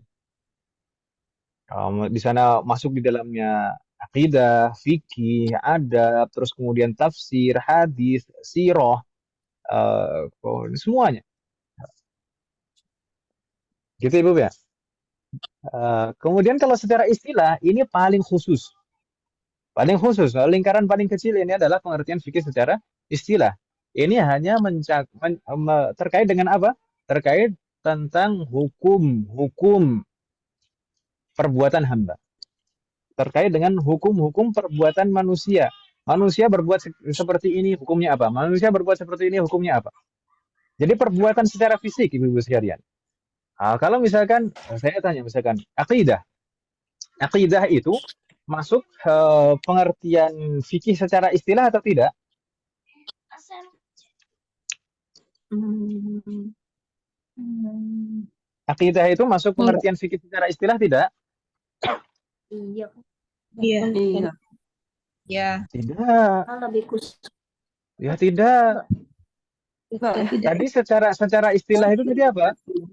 Membahas hukum syar'i. Hukum syar'i itu apa? Wajib, sunnah, haram, mubah, makruh, kemudian sah, batal. Itu yang dibahas di dalam fikih. Itu membahas hukum perbuatan manusia itu apa? Apakah hukum perbuatannya ini wajib atau sunnah atau mubah atau makruh atau haram atau sah atau tidak ibadahnya? Itu fikih secara istilah. Tapi kalau akidah, akidah tidak membahas perbuatan manusia. Ya kan Ibu ya? Ya itu ya. Oh, iya, iya. Bisa Iya, dipahami di sini Mas sekalian? Iya, Ustaz. Jadi sudah lebih jelas Ibu ya. Jadi pengertian secara bahasa ini paling umum, lingkaran paling besar. Kemudian di dalamnya ada lingkaran yang lebih kecil ini pengertian fikih secara syar'i. Kemudian ada lingkaran paling kecil yang ketiga di dalamnya. Di sini pengertian fikih secara istilah. Wadih Muhammad? Jadi akidah itu termasuk secara bahasa Ustaz ya, fikih secara bahasa. Secara syar'i masuk. Secara syar'i masuk. Karena itu membahas terkait dengan permasalahan agama ya kan, Mas? Saya dulu malah terbalik Ustaz, pengertian saya itu malah justru fikih itu bagian daripada akidah. Salah Ustaz ya. Ya nggak salah sih Om, tapi kurang tepat. Kalau misal itu Ustaz, kalau misalkan Kenzo kuliah jurusan fikih, nah itu berarti jurusan fikih berarti maksudnya secara syar'i gitu kali ya Ustaz? Secara istilah. Secara istilah. Kalau secara istilah ya. Oh. Nah, saya dulu belajar ketika kuliah itu mengambil fakultas syariah. Fakultas syariah itu di dalamnya ada fikih dan usul fikih. Kalau secara penjurusan, fikih dan usul fikih. Fikih di situ maksudnya apa? Itu Ya, Ustaz ngambilnya hukum-hukum. di mana? Ustaz Afan ngambil hukum syariahnya di dalam, di luar negeri apa di sini? Kalau di UIN itu hukum syariah itu termasuk ilmu ilmu syariah itu bukan termasuk ilmu hukum gitu Ustaz? Iya, tahu saya belajar dulu. Tadi pertanyaannya gimana? Di luar negeri atau di sini? Di sini mana? Saya dulu belajar di Libya, Om. Kalau kuliahnya di Libya. Kalau belajar betul-betul misalkan seperti dalam bentuk mulazamah, duduk dengan syekh mulazamah, membaca kitab dari awal sampai akhir seperti itu. Beberapa kali dengan Syekh Habib saya mengikuti beliau, hafizahullah taala. Dan juga dari syekh-syekh yang lain. Kadang kita menyimak baik secara langsung maupun jarak jauh. Ya sallallahu warahmatullahi wabarakatuh. Kemudian tadi gimana? Kalau hukum apa tadi? Gimana? Yang terakhir pertanyaannya? Hukum fikih atau hukum kalau di UIN kayak bagaimana tadi?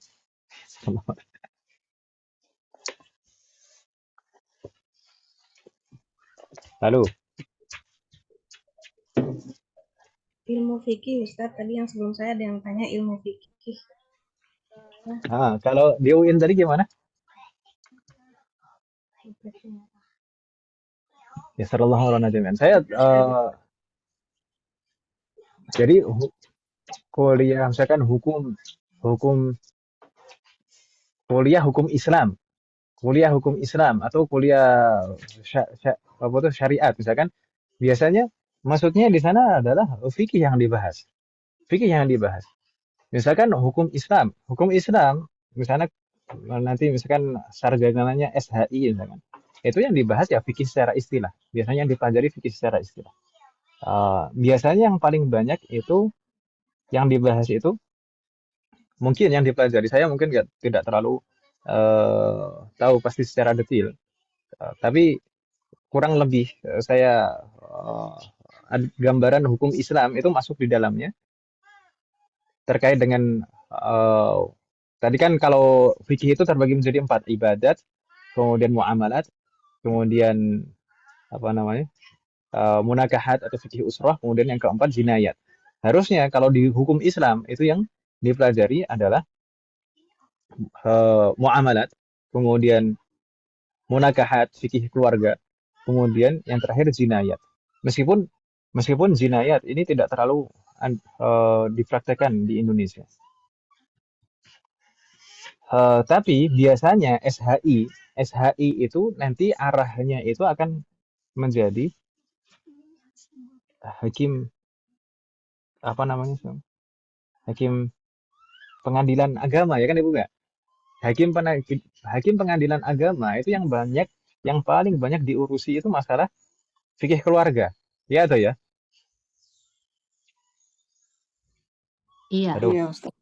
Nah, meskipun sebenarnya namanya hakim itu harusnya semua empat cabang fikih ini harusnya dipelajari semuanya. Kalau hakim dulu ya, namanya qadhi di dalam negara Islam itu harusnya menguasai semuanya. Bahkan sebagian mensyaratkan harus mujtahid, ya, mampu berfatwa, menguasai fikih ibadat, kemudian menguasai fikih muamalat, menguasai fikih usrah atau nikah, kemudian juga menguasai fikih jinayat. Harusnya demikian. Tapi sistem pembelajaran perkuliahan zaman sekarang itu sebenarnya ada sisi kemunduran kalau dibanding dengan sistem belajar para ulama dahulu. Jadi lebih sempit dan terkotak-kotak. Jadi kalau misalkan satu jurusan dalam satu fakultas itu tidak bisa mendalami ilmu-ilmu yang dibahas di fakultas yang lain. Jadinya seperti itu. Makanya sekarang sudah banyak alhamdulillah pesantren-pesantren yang kembali menggunakan sistem belajar mulazamah, alhamdulillah. Jadi dengan sistem belajar mulazamah itu tidak seperti sistem belajar di formal dan perkuliahan. Jadi, seperti belajarnya para ulama dahulu. Alhamdulillah. Baik. Jadi sudah ada gambaran Ibu ya, insya Allah terkait dengan pengertian ilmu fikih ini. Di sana ada 3 pengertian baik secara bahasa, secara ilmu syar'i dan secara istilah. Yang paling umum itu secara bahasa. Kemudian yang lebih khusus dari itu pengertian secara syar'i ini mencakup semua bidang ilmu di dalam permasalahan agama. Kemudian secara istilah ini adalah ilmu yang membahas tentang hukum-hukum syar'i setiap perbuatan manusia. Jadi masuk di dalamnya tadi masalah ibadah, kemudian muamalat itu perniagaan, kemudian fikih keluarga, dan yang terakhir fikih jinayat atau tindak kriminal. Masih bingung tidak Mas sekalian? Masih ada yang bingung? Sedikit mulai paham insyaallah Ustaz. Sedikit mulai paham. Oke, kita Tahunya harus dulu- Kalau dulu diajarkan itu di sekolah itu secara bahasa dan istilah aja. Secara syar'inya enggak masuk.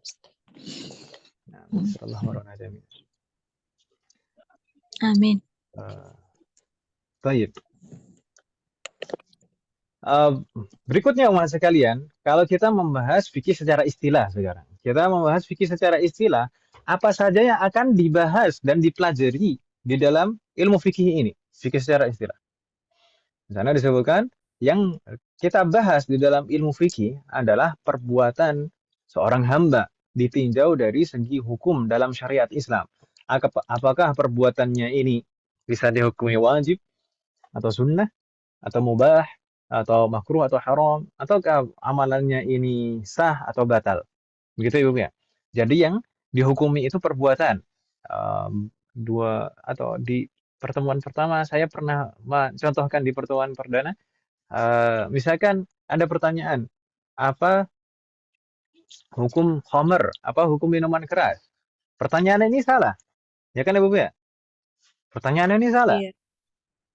Harusnya pertanyaannya apa hukum minum khamr? Yang dihukumi itu perbuatannya. Kalau seandainya khamr didiamkan begitu saja, nggak masalah itu. Atau dibuang itu. Nggak masalah. Yang dihukumi itu adalah perbuatannya. Minumnya itu haram. Gitu ya Bapak ya? Wadih wahad. Wadih. Suma, apa keutamaan ilmu fikih? Apa keutamaan ilmu fikih? Keutamaan ilmu fikih bisa ditinjau dari dua sisi. Yang pertama, keutamaan ilmu syar'i secara umum. Karena tadi kita bahas bahwasanya fikih itu secara syar'i itu masuk ilmu syar'i secara umum. Ya kan Ibu ya? Halo? Fikih itu termasuk ilmu syar'i secara umum. Jadi setiap dalil, setiap ayat dan hadis yang menyebutkan keutamaan menuntut ilmu syar'i, maka itu juga berarti menunjukkan keutamaan mempelajari ilmu fikih. Misalkan, man salaka tariqan yaltamisu fihi ilman, sahalallahu lahu bihi tariqan ilal jannah. Itu termasuk di dalamnya ilmu fikih. Kemudian juga apa tadi? Man yuridillahu bihi khairan yufaqihu fid din, termasuk di dalamnya ilmu fikih.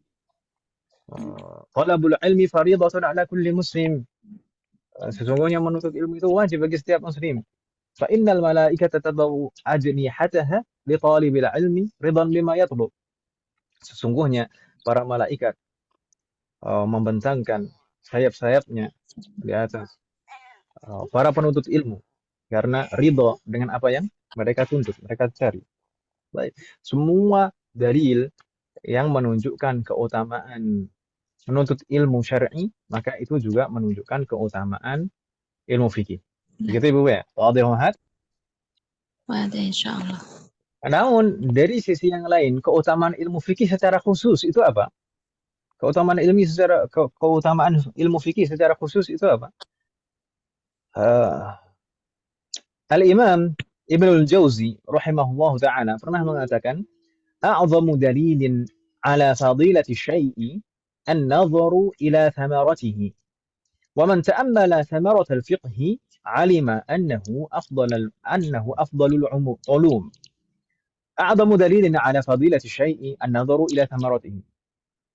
Bukti paling nyata terkait dengan keutamaan sesuatu itu adalah dengan kita melihat hasilnya, thamarahnya.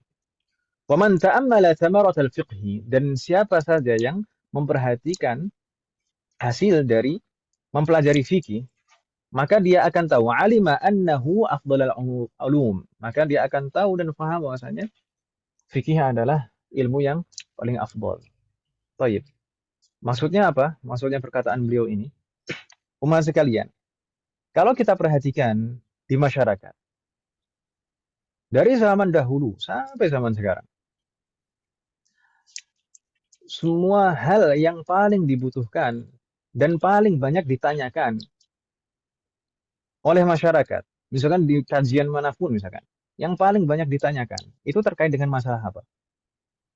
Terkait dengan masalah fikih, terkait dengan masalah ibadahnya, terkait dengan masalah muamalatnya, terkait dengan masalah keluarganya, kemudian tindakan-tindakan perlakuan-perlakuan yang dilakukan oleh setiap orang. Yang paling banyak dibahas adalah itu. Ya kan Ibu ya? Halo? Ibu masih ada? Iya. Masih ada. Jadi Yang paling banyak dibutuhkan. Saya tidak mengatakan yang paling utama. Maksudnya yang paling penting. Kalau yang paling penting tentu akidah. Ya kan Ibu ya? Yang paling penting tentu ilmu akidah.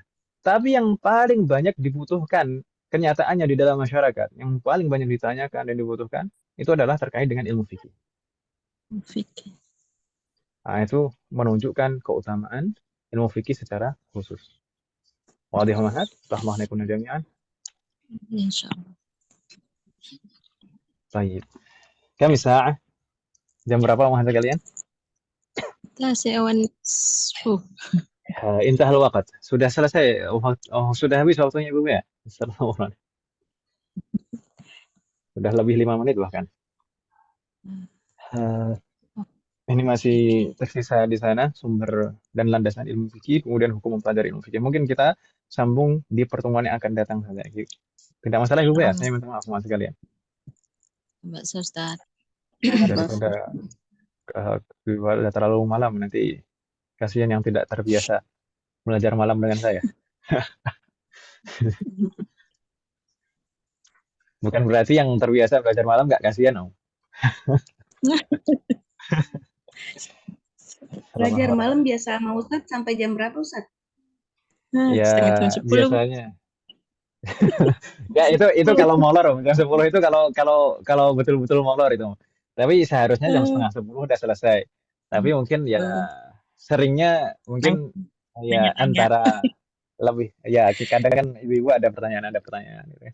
Jadinya mungkin lebih dari jam siang setengah. dulu ya Ustaz ya. Apa Ustaz? Masih boleh bertanya enggak? Nah, tafadhol. Pertanyaannya jangan susah-susah. Kalau misalnya untuk anak-anak Ustaz, untuk anak-anak, apa yang perlu kita ajarkan lebih dahulu, fikih kah atau akidah? Thayyib. Itu aja Ustaz. Sebenarnya, Umahat sekalian, ini juga tidak hanya terkait dengan anak-anak, tapi semua bagi kita. Tadi kita membahas ilmu yang paling utama. Ilmu yang paling utama adalah ilmu akidah. Tapi yang paling banyak dibutuhkan dalam kehidupan kita, kenyataannya dalam praktek kehidupan, itu adalah ilmu fikih. Ya kan Ibu ya? Kemudian juga kita bahas di muqaddimah kemarin, ilmu yang wajib kita pelajari. Itu ada ilmu akidah, kemudian ada fikih, dan ada suluk atau adab. Dan juga ditambah kalau untuk anak-anak ada juga Al-Quran dan sirah, mengenalkan Nabi kita kepada anak-anak kita. Kemudian mana yang harus kita dahulukan? Begini Umat sekalian, kita hidup, pertama kita hidup di masa sekarang. Atau gini, pertama kita hidup tidak lama. Usia kita itu terbatas, ya atau ya? Iya. Kedua, kita hidup di masa sekarang, bukan di masa diturunkannya wahyu. Kalau dahulu, bahkan di masa diturunkannya wahyu, insya Allah nanti akan kita pelajari di sini, di fase-fase yang dilalui ilmu fikih dan di masa diturunkannya wahyu. Dulu, bahkan pada masa diturunkannya wahyu, wahyu diturunkan, misalkan di Mekah misalkan, apakah hanya terbatas masalah akidah saja, tidak menyinggung masalah fikih sama sekali? Tidak. Di Mekah itu na'am, porsi utama yang paling banyak porsinya itu adalah terkait dengan akidah, itu di Mekah. Tapi juga banyak syariat yang sudah diberlakukan terkait dengan masalah-masalah atau hukum-hukum fikih itu sudah disyariatkan di Mekah. Kemudian di Madinah, di fase di Madinah itu baru banyak porsi. Ini untuk cucu saya, karena saya lihat ya dengan datangnya guru les untuk pengetahuan agama. Kenapa selalu dimulai dengan Al-Quran ya? Maksud saya gini, bukankah itu bisa dipelajari belakangan? Karena bukannya lebih baik pengenalan kepada Allahnya dulu ya Ustadz ya? Itu yang dimaksud dengan akidah bukan? Nah, sahih. Tayyip. Karena saya sendiri dulu mengalami perjalanan saya sendiri juga dulu. Saya hanya menganggap agama itu satu pelajaran aja, karena dimulainya dengan Nah, hafalan. nah, Begitu, Ustaz. jadi begini, sebenarnya itu untuk anak-anak itu tidak harus dibagi-bagi sebenarnya, Om. Tidak harus dibagi-bagi. Misalnya saja, satu buku yang bisa mencakup semuanya itu sangat bagus kalau ada misalkan. Satu buku di sana mencakup Al-Quran, kemudian akidah, fikih, kemudian adab, dan juga termasuk sirah. Itu akan sangat bagus kalau seperti itu. Maksud saya tadi di mukadimah saya yang saya sampaikan tadi, kita jangan misalkan hanya fokus salah satu dulu dihabisin, kemudian baru yang lain. Enggak, tidak seperti itu seharusnya. Termasuk kita yang sudah dewasa pun juga demikian. Misalkan kita bertahun-tahun fokus akidah saja, tapi kita tidak memperbaiki fikih kita. Oh, ini nanti keburu keburu malaikat mencabut nyawa kita, kita nggak beres sholat kita kan gitu Ibu ya. Tapi mudah-mudahan kita diberi Iya, taufik oleh Ustaz. Allah. Uh, nah, maka untuk anak-anak pun juga selayaknya seperti itu. Selayaknya seperti itu. Nah, misalkan di sana, misalkan kita harus menanamkan akidah itu yang paling utama. Akidah yang paling utama terkait dengan kita tanamkan bahwasanya Allah itu Maha Kuasa. Allah itu segala sesuatu itu atas kehendak Allah. Allah itu Maha Kuat. Allah itu Maha Indah. Allah itu Maha Terpuji. Allah itu Maha Rahman, Maha Rahim, dan seterusnya. Itu harus kita Iya, betul berarti tanamkan ke akidahnya kan, dalam Ustaz? agama. Tapi di samping itu juga dibarengi dengan pengertian masalah apa namanya pembelajaran masalah fikih juga. Bagaimana tata cara wudhu yang Oh, benar, baik. bagaimana tata cara sholat yang benar. Jadi tidak hanya fokus satu selama misalkan selama bertahun-tahun, selama berbulan-bulan hanya satu aja. Al-Quran aja terus gitu. Misalkan kita belajar Al-Quran pun misalkan. Di sana kita di sana belajar membacanya. Kemudian kita juga bisa di sana kita membaca artinya dan di sana juga tentu ketika kita membaca artinya. Di sana juga ada pelajaran-pelajaran terkait dengan akidah. Ya kan, Om ya? Pemahamannya, Ustaz. Iya, Hmm. baik. Nah, Ya, Ustaz. termasuk misalkan kalau di sekolah itu ada pelajaran IPA misalkan. Itu sebenarnya itu sangat bagus kalau misalkan IPA itu juga digabungkan dengan pelajaran-pelajaran syar'i. Misalkan di sana disebutkan, saya pernah membaca buku dari Mesir atau Saudi itu seperti itu. Jadi buku IPA tapi di sana diawali dimukadimahi dengan ayat. Kemudian artinya bagaimana, kemudian terkait dengan alam Hmm, itu bagaimana, terus kemudian menjelaskan tentang kekuasaan Allah sedemikian, gitu ya. Semoga Allah memberikan ya, taufik kepada kita. ya, Ustaz. Syukran, Ustaz. Afwan.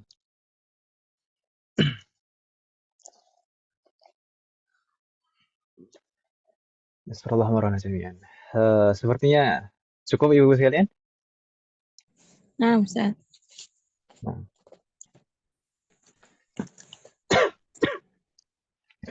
baik, semoga kita tutup mohon sekalian. Semoga apa yang kita bahas dan pelajari hari ini bermanfaat dan barokah. Amin. Semoga Allah selalu memberikan taufik kepada kita semuanya untuk bisa mengamalkan setiap ilmu yang kita pelajari.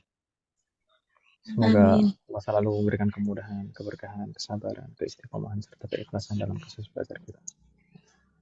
Amin. Semoga Allah selalu memberikan taufik dan hidayah kepada kita semuanya, demikian juga kepada orang-orang kita sayang. Semoga Allah Amin. selalu melindungi kita semuanya, dan juga orang-orang yang kita sayangi dimanapun berada. Jika Amin. di antara kita ada yang sakit atau kerabat kita atau keluarga kita ada yang sakit, semoga segera diberi kesembuhan oleh Allah Subhanahu wa Ta'ala. Amin. Semoga Allah menjadikan kita semuanya termasuk hamba-Nya yang saleh dan salehah dan bertakwa kepada-Nya. Semoga Allah Amin. menjadikan anak keturunan kita menjadi anak keturunan yang saleh dan salehah, dan semoga terlahir dari mereka generasi ulama. Amin. Semoga Allah mengumpulkan kita bersama dengan keluarga kita dan anak keturunan kita di surga Firdaus kelak. Semoga Allah selalu Amin. melindungi negara kita dan memperbaiki kondisi negara kita. Semoga Allah mengampuni semua dosa-dosa kita, baik yang lalu maupun yang akan datang, baik yang kita lakukan secara Amin. sempurna maupun terang-terang. Semoga Allah mengampuni semua dosa-dosa kita dan menerima semua amal ibadah kita.